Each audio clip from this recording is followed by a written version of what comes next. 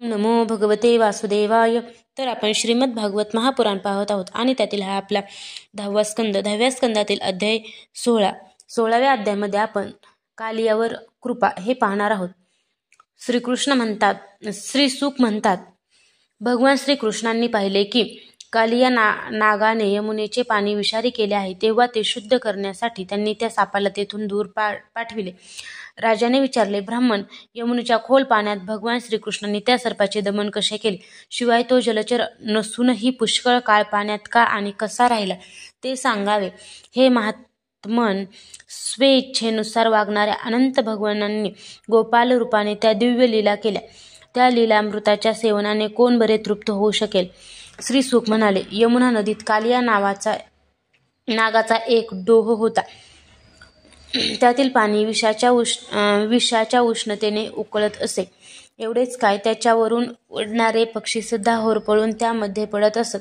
त्या विषारी पाण्याच्या लाटांवरून त्यातील लहान लहान तुषार घेऊन वाहणारा वारा जेव्हा बाहेर येई तेव्हा त्याच्या स्पर्शाने काठावरील झाडे व प्राणी मरून जात.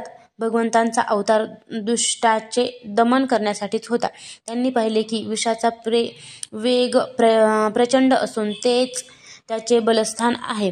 तसेच त्यामुळेच यमुना दूषित झाली आहे. तेव्हा श्रीकृष्णांनी कमरेचा शेला घट्ट बांधून ते एका अतिशय उंच अशा कदंबांच्या वृक्षावर चढले आणि दंड थोपटून तेथील विषारी पाण्यात त्यांनी उडी मारली. सापाच्या विषामुळे यमुनेचे पाणी पहिल्यापासूनच उकळत होते. त्यावर लाल पिवळ्या रंगाच्या अत्यंत भयंकर अशा लाटा उसळत होत्या. भगवंतांनी उडी मारल्याने ते पाणी आणखीनच उसळले. त्यावेळी ते पाणी इकडे तिकडे 400 हात पसरले. अनंत बलशाली भगवंतांच्या बाबतीत यात आश्चर्य कसले?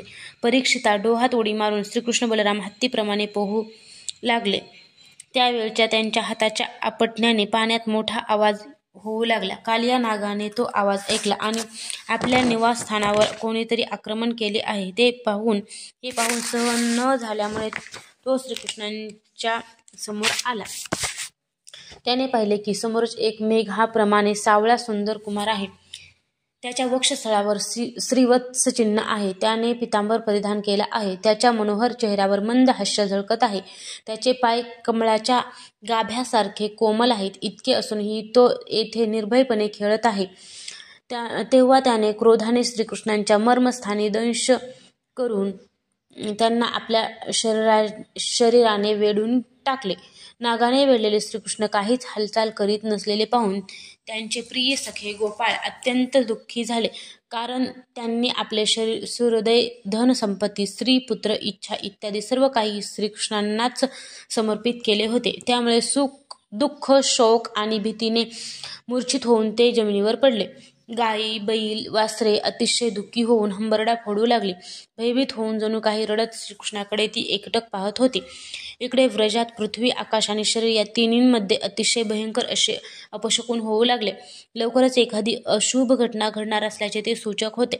नंतर नंद इत्यादी गोपांनी ते अपशकुन पाहिले आणि बलरामाखेरीज श्रीकृष्ण गायी चारण्यासाठी गेला आहे हे कळताच ते भीतीने व्याकुळ झाले. ते भगवंतांचा प्रभाव जाणत नव्हते. म्हणून ते अपशकुन पाहून त्यांच्या मनात आले की श्रीकृष्णावर मरणप्राय संकट ओढवणार असे दिसते. या विचाराने ते त्याच क्षणी दुःख, शोक आणि भयाने ग्रस्त झाले. कारण श्रीकृष्णच त्यांचे प्राण मन होते ना. राजा व्रजातील मुले, वृद्ध आणि स्त्रिया यांचे कृष्णावर गायीसारखेच अतिशय प्रेम होते. त्यामुळे ते घाबरून कृष्णाला पाहण्याच्या उत्कट लालसेने गोकुळातून बाहेर पडले. भगवान कृष्णांचे दुसरे रूप असे बलराम ते लोक इतके व्याकुळ झाल्याचे पाहून हसू लागले, परंतु काही बोलले नाहीत. कारण त्यांना धाकट्या भावाचा प्रभाव माहीत होता. ते प्रिय श्रीकृष्णाला शोधू लागले. वाटेतच त्यांना भगवंतांची चरणचिन्हे दिसली. त्या वाटेने यमुनेच्या तीरावर ते जाऊ लागले. परीक्षिता, वाटेमध्ये गायी आणि इतरांच्या पावलांच्या ठशांव्यतिरिक्त अधूनमधून भगवंताची चरणचिन्हे सुद्धा दिसत होती. त्यावर कमळ, जव, अंकुश, वज्र आणि ध्वजाची चिन्हे दिसत होती. ती पाहताच ते लगबगीने चालू लागले. त्यांनी लांबूनच पाहिले की डोहात कालिया नागाच्या विळख्यात बांधले गेलेले श्रीकृष्ण निचेष्ट असून तीरावर गोपाळ किंकर मूळ अवस्थेत पडलेले आहेत आणि गुरे अर्थस्वराने हंबरडा फोडीत आहेत. हे पाहून ते सर्व गोप अत्यंत व्याकुळ होऊन मूर्छित झाले. गोपींचे मन अनंत गुणांनी युक्त अशा भगवान श्रीकृष्णांच्या प्रेमरंगात रंगले होते. त्या नित्य भगवंतांचे प्रेम, स्मितहास्य, नेत्रकटाक्ष तसेच गोडवाणी यांचे स्मरण करीत त्यांनी जेव्हा पाहिले की आपल्या प्रियतमाला नागाने विळखा घातला आहे, तेव्हा त्या अत्यंत दुःखाने करपून गेल्या. आपल्या प्रियतमाखेरीस त्यांना तिन्ही लोक भकास वाटू लागले. आपल्या लाडक्याच्या पाठोपाठ डोहात उडी मारावयास निघालेल्या यशोदेला गोपींनी कशाबशा धरून ठेवले. त्यांच्याही नेत्रातून दुःखाने अश्रुधारा वाहत होत्या. सर्वांच्या नजरा श्रीकृष्णांच्या मुखाकडेच लागल्या होत्या. काही जणी व्रजमोहन श्रीकृष्णांच्या कथा एकमेकींना सांगत परस्परांना धीर देत होत्या. काही जणी तर मृतवत पडलेल्या होत्या. श्रीकृष्णच जीव की प्राण असणारे नंदादी गोप डोहात घुसू लागले. हे पाहून श्रीकृष्णांचा प्रभाव जाणणाऱ्या भगवान बलरामांनी त्यांना थोपवून धरले.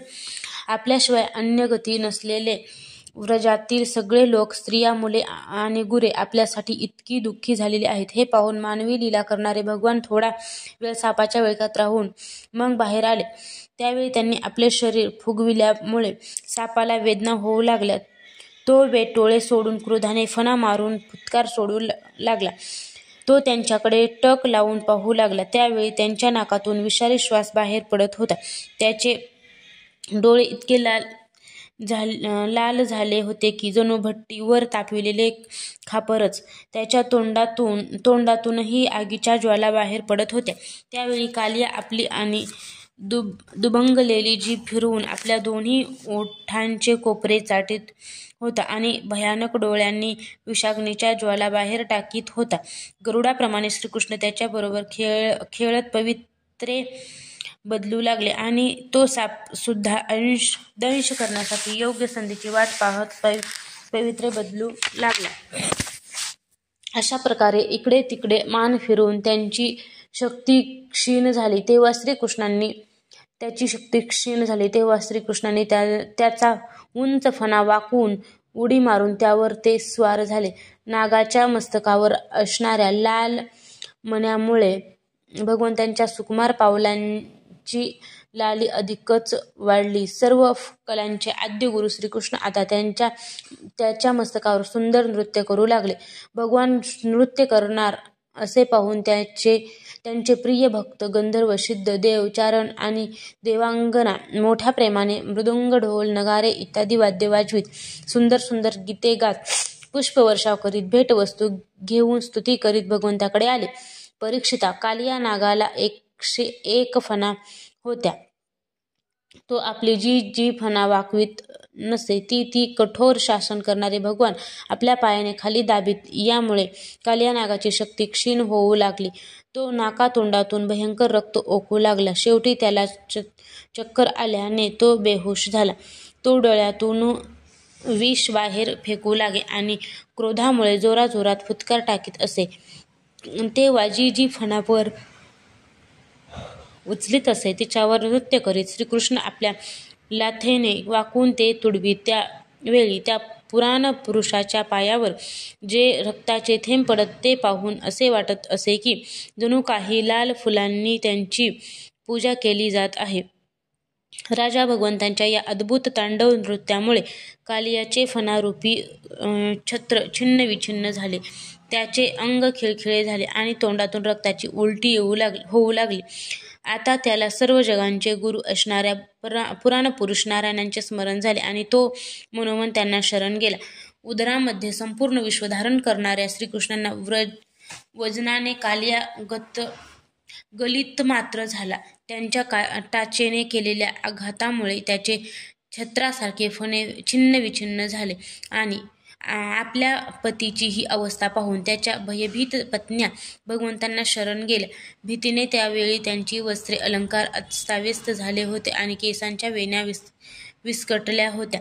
त्यावेळी त्या साध्वी नागपत्न्या अतिशय घाबरल्यामुळे आपल्या मुलांना पुढे करीत लोटांगण घालून हात जोडून त्यांनी चराचराचे स्वामी अशा श्रीकृष्णांना प्रणाम केला आणि आपल्या अपराधी पतीला सोडविण्याच्या इच्छेने त्या शरणागत वत्सल अशा त्यांना शरण गेल्या.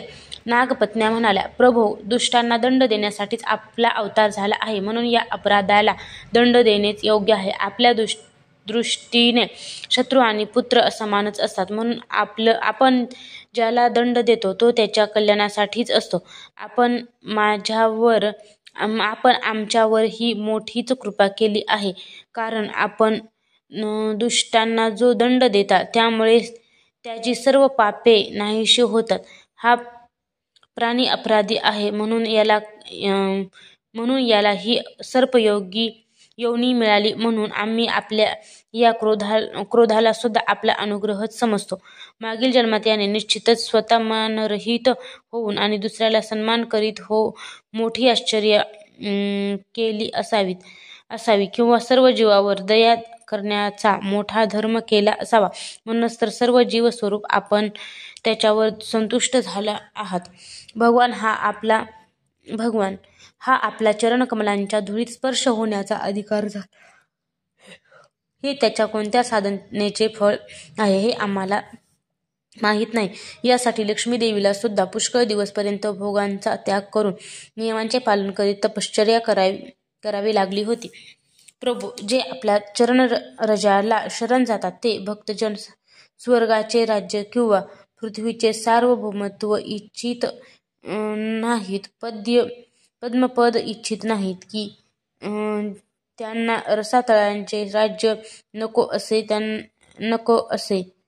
त्यांना आणि मादी योगसिद्धीची अभिलाषा असत नाही की मोक्षाची इच्छा असत नाही. स्वामी हा नागराज तमोगुणी योनीमध्ये जन्माला आला असून अत्यंत क्रोधी आहे. असे असूनही इतरांना सर्वथैव दुर्बल असणारे चरणरज याला प्राप्त झाले आहेत. जे प्राप्त करण्याच्या केवळ इच्छेनेही संसार चक्रात पडलेल्या जीवाला साक्षात वैभवाची प्राप्ती होते. प्रभो, आम्ही आपणास प्रणाम करीत आहोत. आपण अनंत ऐश्वर्याचा ठेवा आहात. आपण सर्वांच्या ठिकाणी विराजमान असूनही अमर्याद आहात. आपण सर्व प्राणी आणि पदार्थांचे आश्रय तसेच सर्व पदार्थांच्या रूपामध्ये सुद्धा विराजमान आहात. आपण प्रकृतीच्या पलीकडील परमात्मा आहात. आपण ज्ञान विज्ञानाचा खजिना आहात आणि आपली शक्ती अनंत आहे. आपले स्वरूप अप्राकृत, विकाररहित आणि निर्गुण आहे. आम्ही आपणास नमस्कार करीत आहोत.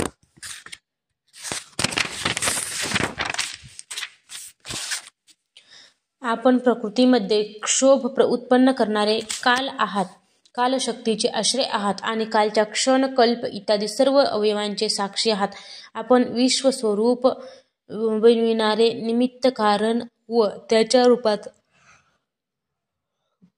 बनणारे उपादान कारक सुद्धा आहात. प्रभो, पंचमहाभूते, त्यांच्या तन्मात्रा, इंद्रिये, प्राण, मन, बुद्धी आणि चित्त आपणच आहात.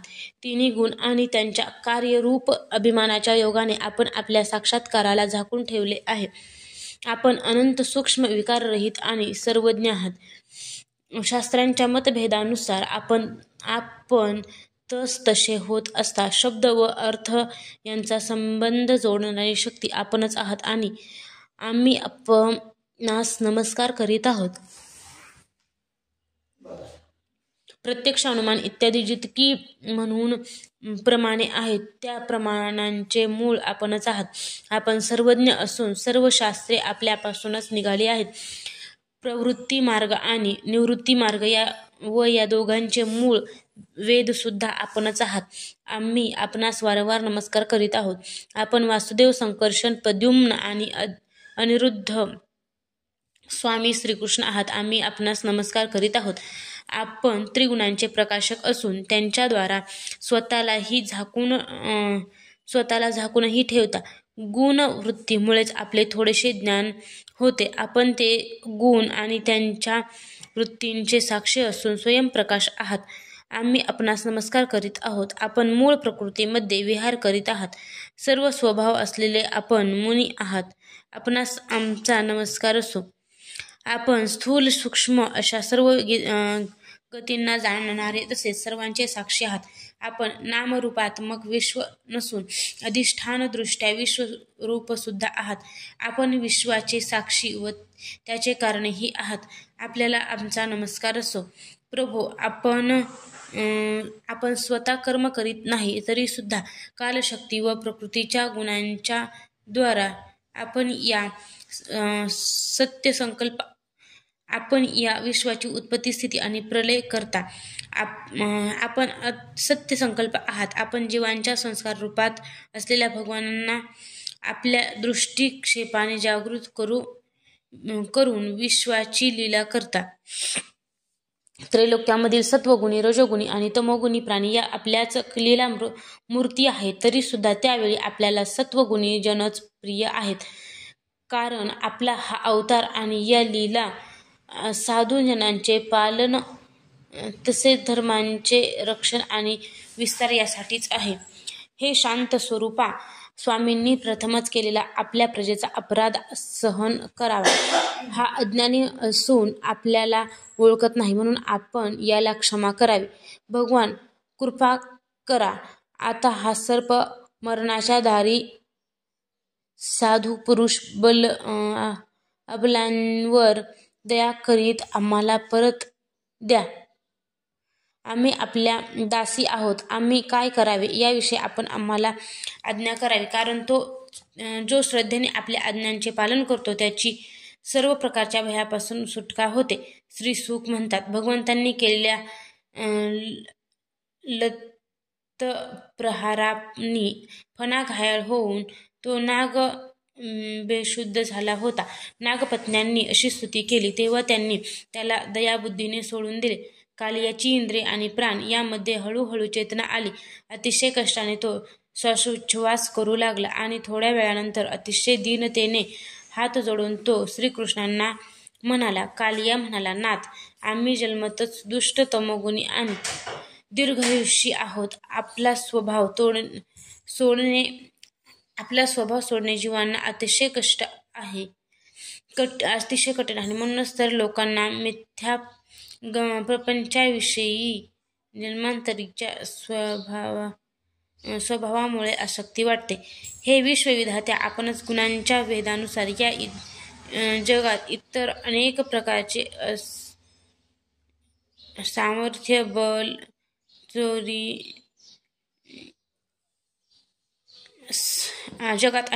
स्वभाव, सामर्थ्य, बल, बीज, चित्त आणि आकृती निर्माण केल्या आहेत.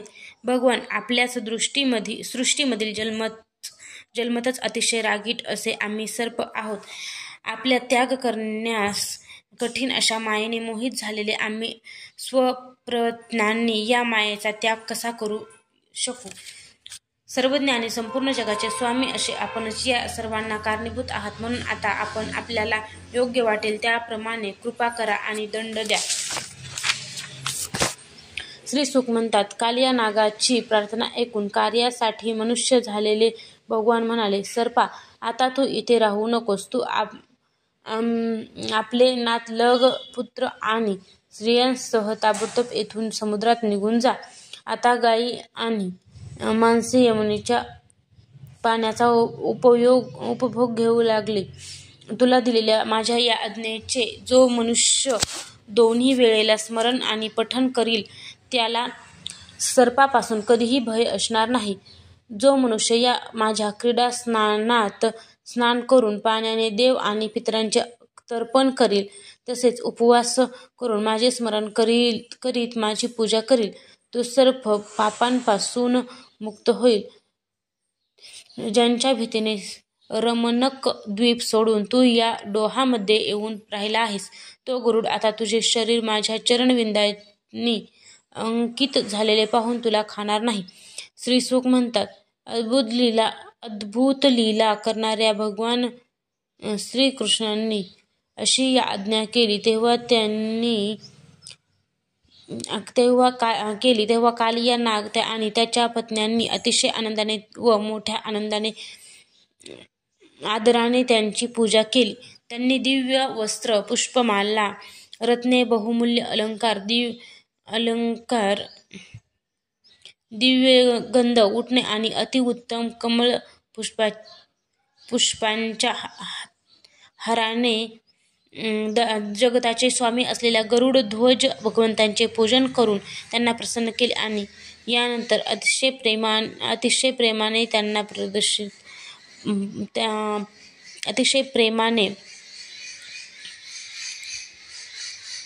त्यांना प्रदक्षिणा घातली, वंदन केले आणि त्यांची अनुमती घेतली. त्यानंतर समुद्रात सर्पांना राहण्याचे जे एक ठिकाण आहे त्या रमणक द्वीपाकडे त्याने आपल्या पत्न्या, पुत्र आणि बांधवांसह प्रयाण केले. लीला मनुष्य भगवान श्रीकृष्ण कृपेने त्याच वेळी यमुनेचे पाणी केवळ विषरहितच नव्हे तर अमृताप्रमाणे मधुर झाले. अध्याय 16 समाप्त.